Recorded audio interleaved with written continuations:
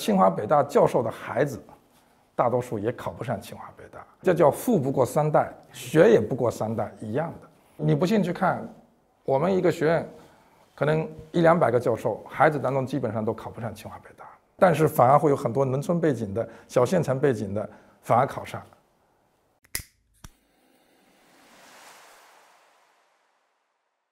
可能我这个人生中前大概30年时间都是在读书，就自己从一个农村的孩子一直可能读到我们叫人类的最高学位叫博士。今天自己的孩子也培养得不错，比较骄傲的一点就是说家里有4个常春藤哈，我是麻省理工学院 MIT 和康奈尔的父亲，家里有这个麻省理工学院爸爸的帽子，有这个康奈尔爸爸的帽子，这个衣服 T 恤等等的。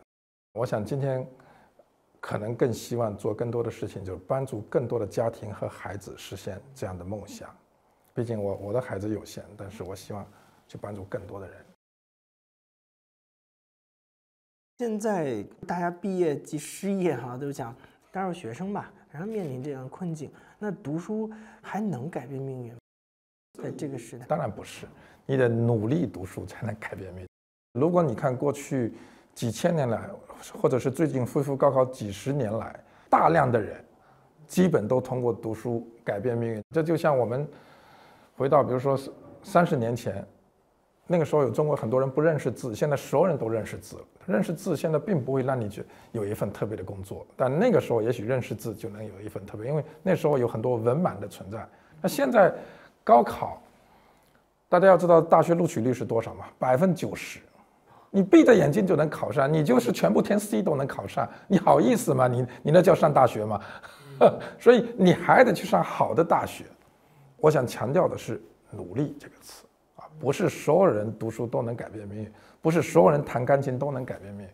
但是问题是，郑老师就是当时来说，你努力，你读书就可以改变命运。你个体的努力，其实对于改变命运这件事情，可能影响是非常大的。但是在当下阶段来说，清华教授你培养孩子，他更容易上名校。但是作为普通人来说，我们父母可能文化水平都不高，然后也是基础的体力劳动，或者是吧上班族白领，那我们也没有那么多时间去辅导孩子。那么孩子是不是天然的其实就很难？这么讲，即使你是个知识分子，我真的有这样的朋友，父母是清华老师，但是孩子没有认真的去管他的教育，最后孩子中考没考上北京的高中。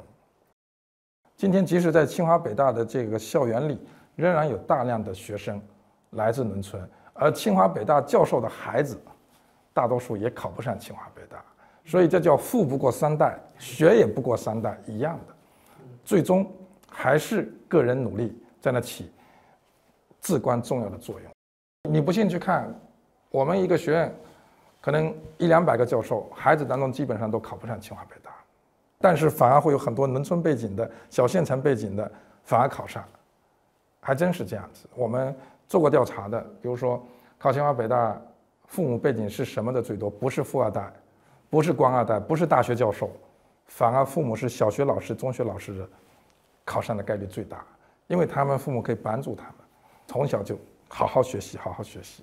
大学老师反而没空去管孩子，我们太忙了。中产阶级这个群体是我们改革开放之后，正是因为我们经济的发展，然后有大量读书人群体成为脑力工作者，从农村考到城市，包括郑老师在内，这样的人有几亿人受益于这样的一个历史进程，浩浩荡荡，然后我们成为中产阶级。但是大家可能不知道的是，这个阶层有可能会往下掉。当你生下的孩子如果他不太会读书，他可能就会真的掉出这样的一个阶层，他甚至会沦落为一个体力劳动者。大家如果不相信，你可以选择不读书，然后你去当一个体力劳动者去试一试，你就知道了。咱们也许到达不了最顶尖的生活，但是你仍然可以当一个体面的脑力劳动者，你可以在写字楼里有很体面的工作。只是说今天很多人因为出生的时候背景就不错，家里已经有房有车了，所以他们已经没有这种强烈的意愿要去改变命运。我们家孩子不太愿意读书，怎么办？郑老师，我说你让他吃点苦就知道了，对吧？我为什么这么努力读书？因为我家里穷啊。从我们福建上大学的时候要坐42个小时火车，最长的时候坐过72个小时，那真的是坐的人都快疯掉了。所以有机会第一次坐飞机的时候，我就发誓以后我绝对不再坐火车了。那我一定努力，因为我怕去过那个要坐72个小时，那个时候坐火车连厕所都挤满人，你连小便都没地方小便的时候，你想想看，人的基本尊严需求都得不到满足，当然你就会努力。我是福建人，就特别喜欢这句话：3分天注定，咱们就别去抱怨了。我从来不抱怨我父母是个什么样的人，我已经很感恩我父母把我带来这个世界上了，还培养我去读书，对吧？但是7分绝对是靠打拼。我的成长可以说确实用2个字来说，就是读书啊，而且这个读书真的帮助我改变了命运。我出生在真的是叫6线小县城，还不是在县城里，是在农村里。出生的时候连去医院的资格都没有，我是在我们村里面接生婆接出来的。今天可能你很难想象得到，我妈她的命运非常的悲惨，她是一个叫童养媳，她生下来家里排行第5的女儿，然后直接就被扔掉，就不要了。养父养母要了她，之所以要她也是有目的的，是要把她变成自己的儿媳妇，免费给自己的儿子做老婆。所以童养媳这个命运真的是很悲惨。她最后也是通过读书改变了命运。为什么呢？因为她在家里没有地位，吃饭都不敢第一个去夹筷子啊等等这些，所以就老是不说话。那父母看他就这样子说，那你干脆去读书吧，眼不见为净，对吧？读到了高中，认识了我父亲，我父亲跟他是中学同学，2个人就恋爱了。那这个爱情，你看，这个就是很伟大的一个力量。所以我经常说，读书改变命运，很多人可能理解比较狭义，读书甚至可以改变你人生路上你跟谁在一起过。我妈要是没有去读书，她就真的是童养媳。但是读了书，认识了我父亲，最后她勇敢地迈出那一步，决定不嫁给自己哥哥，没有血缘关系的哥哥，她决定嫁给我父亲。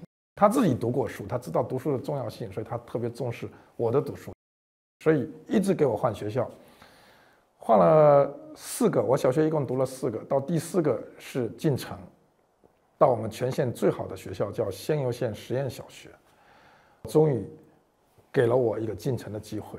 我妈为了到那一步，就是进城找到这个工作，但这个单位没人想去，因为是清水衙门。我妈就问是哪里，她说仙游县图书馆。我妈在乡下工作的单位叫粮站，仙游县赖店乡粮站。粮站那个时候在80年代还是有油水的，因为那时候买肉买米都要粮票、肉票，对吧？米票。他说你如果来的话是可以来，没人愿意来这个单位，但是你可能就肉就吃不到了。我妈说了一句话说，读书比吃肉更重要。她毅然而然做了这个选择，就是全家带着我移到了县城里面，进了图书馆工作。她当时负责一个期刊阅览室，结果就被我妈逼着每天读5到10本杂志。那时候心中开始对北京已经有了憧憬，因为我爱读杂志，那些杂志基本上编辑部都是北京的。我到现在还记得什么北京市和平里那样的一个地名啊，真的，那时候我心里就开始憧憬这个长大一定要去北京。所以读书真的很有用，因为它让我在那个时代2000公里之外就知道了北京。17岁的时候，我成绩比较好，还获得了厦门大学的保送，但是我当时果断拒绝了，我不去，因为我心中有梦想，梦想是我一定要去首都北京读书。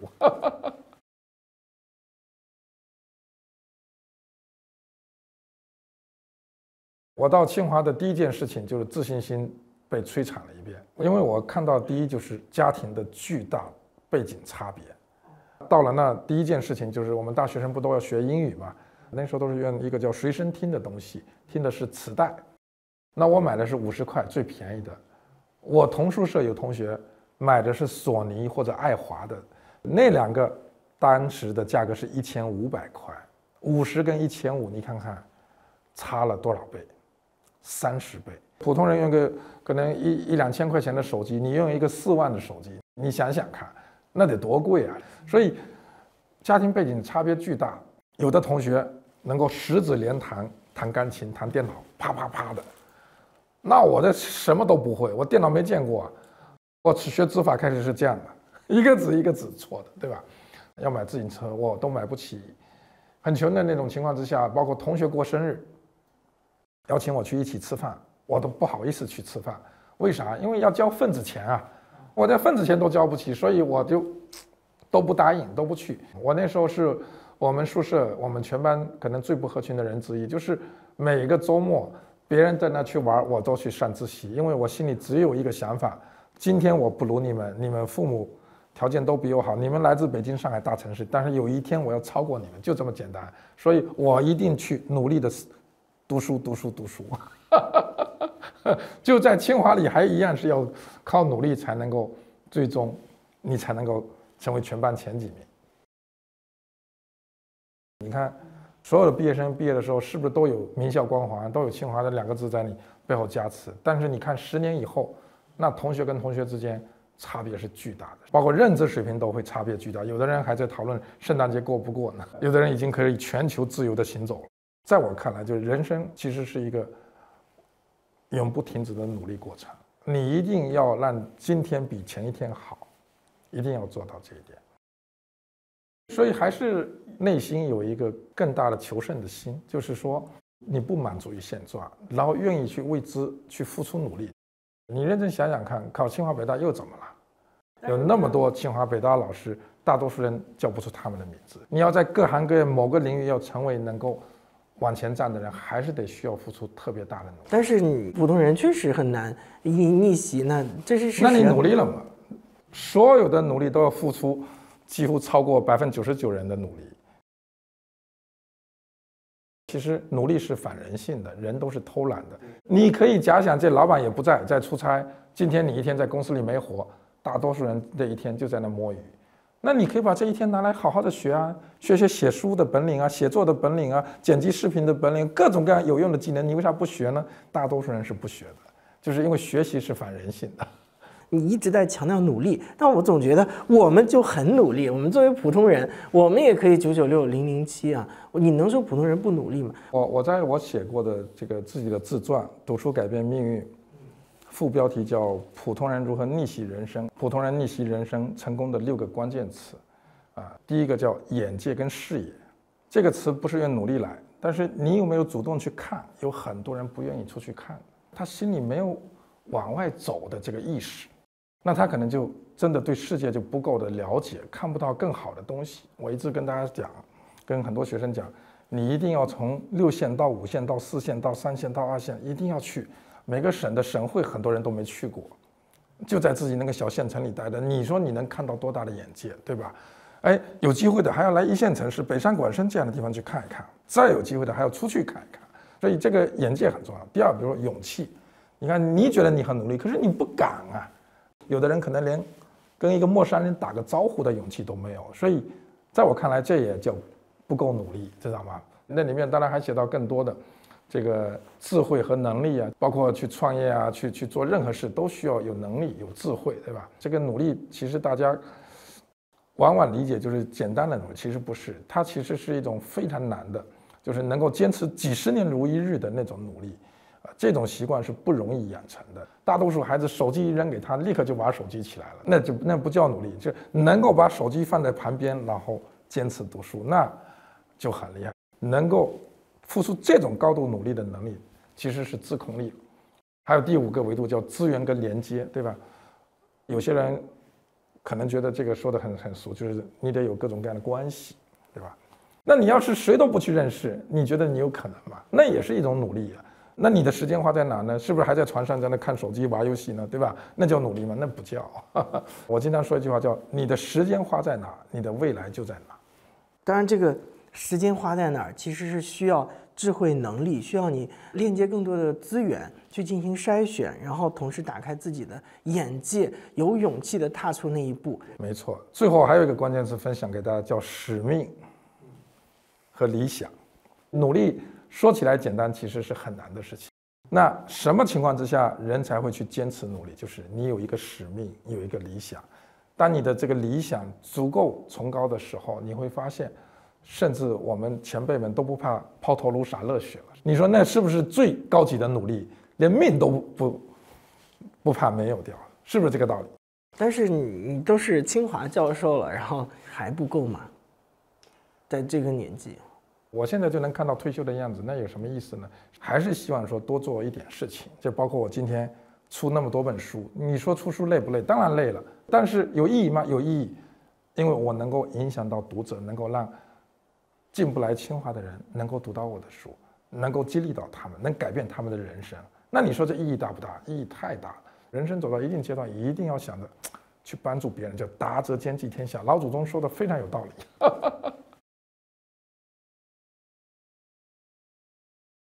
穷则独善其身，达则兼济天下。你是一直就有这种想法吗？当然不是从来就有这种想法，其实就是人的思想的改变，往往需要外力。社会上有这样的一种批评，叫精致的利己主义者，就是你个人做的挺成功的，但也许没有去关心更多的人，对吧？那我是什么时候遇到这个就是人生的一个关键时刻？其实那是我最痛苦的，可以叫至暗时刻。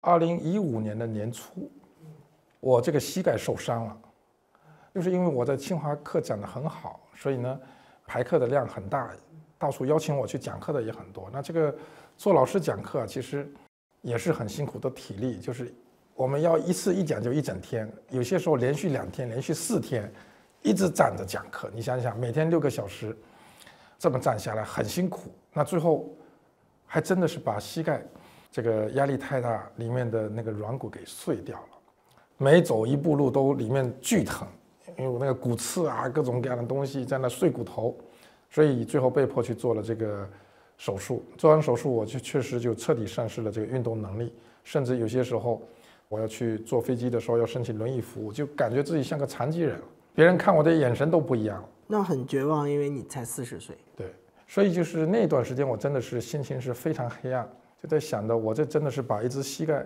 都献给清华了，那我自己现在所有热爱的运动啊，我都无法去参加，对吧？那当时就很消沉。每个人人生当中都会遇到一些消沉的时刻，一些黑暗的时刻，要感谢一些能够把你拉出来的人。当时我们有个副校长很关心我，就跟我提了一个建议说，郑老师，那要不你来试试用互联网讲课，你讲的课很好，很受大家欢迎，你就再讲一次，以后就录成视频了，你就不需要重复，对体力没那么高的要求。哎，那我就去试了一下，那是我第一次尝试在镜头前讲课，叫营销，人人都需要的一门课。结果没想到这门课2015年大概11月上线，后来就创造了一个记录，就是大概超过3000万人次的观看量，不可思议的一个数字。我当时不仅给了我2个国家级的荣誉，我是确确实实普通的老师啊，拿一次教育部颁发的国家级荣誉都是可能一辈子都很难遇到的一次，我是一个人拿了2次，有2个奖状，都是中华人民共和国教育部盖章的。但是我觉得我最大的收获是改变了我的价值观。我没有意识到我原来仅仅是在清华校园内部教这些叫天之骄子，教这些精英们，但其实我忘记了为社会更广阔的人群应该去提供服务。我给自己定的目标是永不退休。前半辈子是教育改变了我的命运，读书改变了我的命运。那今天我想做的事情是，我们来改变教育。我的母校哥伦比亚大学有这么一句校训，我特别喜欢啊，8个字叫“戒儒之光，得见光明”。做老师，对吧？我也希望成为很多孩子、很多学生、很多人人生路上的一盏灯，给一点灯光，照亮他们前进的方向。这是今天郑老师在做努力的事情。